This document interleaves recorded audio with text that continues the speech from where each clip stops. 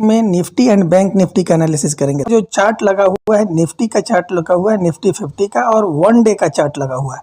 इसमें देख लीजिए, इसमें नीचे जो इंडिकेटर लगा हुआ है, RSI लगा हुआ है, जहां क्लियर कट डाइवर्जन दिख रहा है। ये डाइवर्जन नीचे में जो रेड लाइन लगा हुआ है, ये डाइवर्जन दिख रहा है।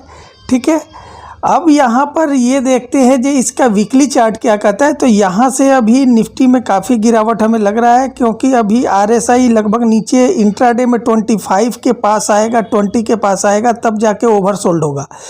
तो आने वाले मार्केट में इस वीक में अगर अमेरिकन मार्केट में का जो फ्यूचर है, अगर 150-200 पॉइंट नीचे खुलता है, गैप डाउन और खुलता है, ऐसे तो बंद हुआ ही है 400-500 पॉइंट नीचे, लेकिन अगर और भी 100-150 पॉइंट नीचे खुलता है तो ये पूरे वीक आपको अपनी जो सेल की पोजीशन है अपने होल्ड करके रखना चाहिए, ये पूरे वीक।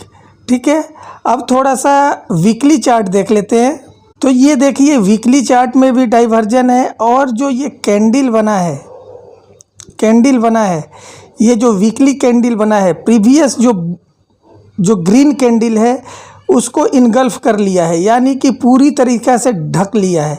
तो यहाँ पर हमें गिरावट लग रहा है, और ये गिरावट हमें 22,600 के आसपास या 23,000 के आसपास तक लगता है कि यहाँ तक जो है निफ्टी आ सकता है। 22,600 या 23,000 के आसपास तक निफ्टी 50 में गिरावट आ सकती है। बीच में थोड़ा बहुत जो है आपको किसी दिन 1-2 दिन के लिए कंसोलिडेट कर सकता है, लेकिन ये लास्टली जो गिरावट है हमें 22,600 या 23,000 के आसपास तक आने की पूरी संभावना लग रही है।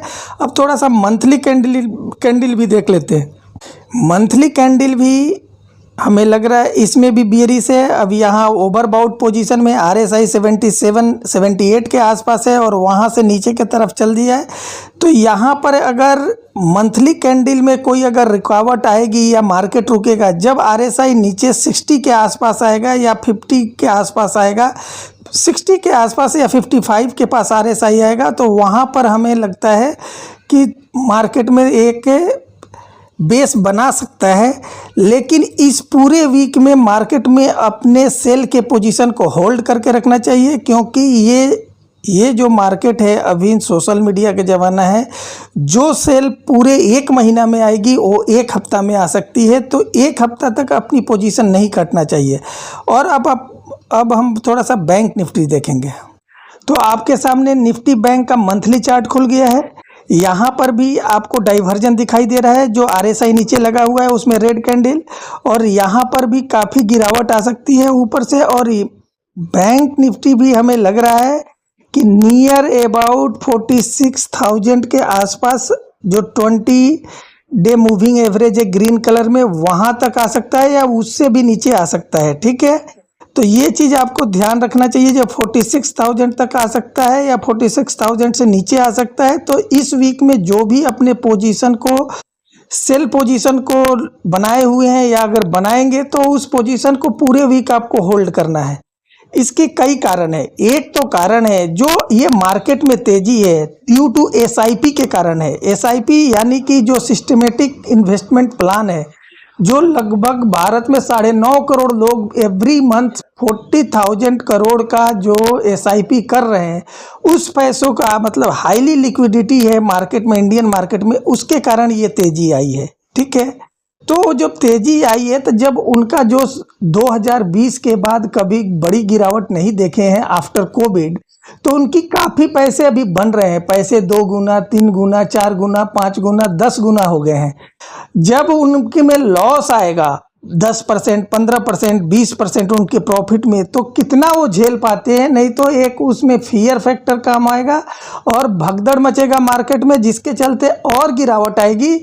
तो अभी आपको इस चक्कर में नहीं रहना है कि मार्केट कहाँ से रिवर्स करनी है। कोई भी उछाल आए तो उसमें सेल की पोजीशन बना के रखना है कंटिन्यू 1 वीक, मतलब जे इस एक्सपायरी, ये बृहस्पतिवार तक आपको, अभी जो भी लोग ऑप्शन में ट्रेड करते हैं, तो अपना सेल करना है। क्योंकि जब जिसके प्रॉफिट में से 15-20% की गिरावट आएगी, वो सारे लोग पोजीशन काटेंगे, और जिसके चलते SIP वाले जितने हैं वो ज़्यादा ज़रूरी है काटने का उनका मतलब पोजीशन कटना, क्योंकि अभी मार्केट में जो तेजी है एक बबल के चलते है, जो 40,000 करोड़ जो आ रहे हैं नियर अबाउट मार्केट में पैसे, उसके चलते हैं और कोई कारण नहीं है। तो जो इसमें भगदड़ मचेगा तो काफ़ी बड़ी गिरावट आ सकती है। लेकिन ये सारे चीज़ जो डिपेंड करते हैं यूएस मार्केट है, यूएस मार्केट को भी कंटिन्यू अभी 1-2 दिन और गिरना होगा मंडे ट्यूसडे को, तब जाके इंडियन मार्केट में। अगर यूएस मार्केट मंडे को यहाँ से ऊपर के तरफ अगर 200-300 पॉइंट भी चल जाता है, गिरावट कंटिन्यू नहीं करता है,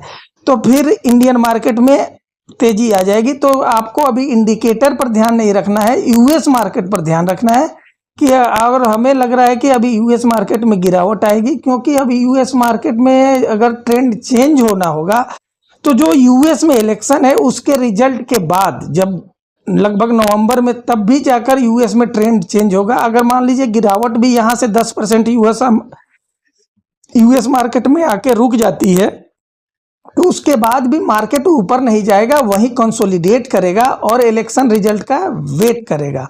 क्योंकि इलेक्शन में मार्केट जिसको एक्सपेक्ट कर रहा है, जैसे ट्रंप अगर जीत जाते हैं तो फिर यूएस मार्केट में तेजी आएगी, ऐसे नहीं आ सकती है। तो आपको नेक्स्ट वीक में अपना सेल पोजीशन बना के रखना है, और जो लोग अपने कैश में या इक्विटी में जो से बनाए पोजीशन बनाए हैं उनको हेज कर लेना चाहिए, ठीक है।